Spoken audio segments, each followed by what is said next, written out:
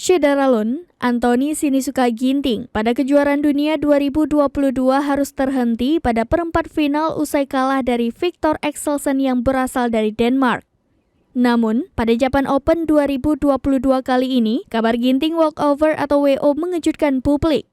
Pebulu tangkis tunggal putra Indonesia Anthony Sinisuka Ginting mundur pada babak pertama Japan Open 2022.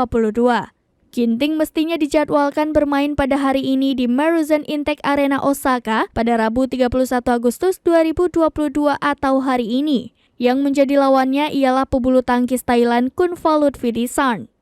Seperti dilansir bolasport.com, Kunvalut Vitisarn dinyatakan menang WO setelah Anthony Sinisuka Ginting mundur.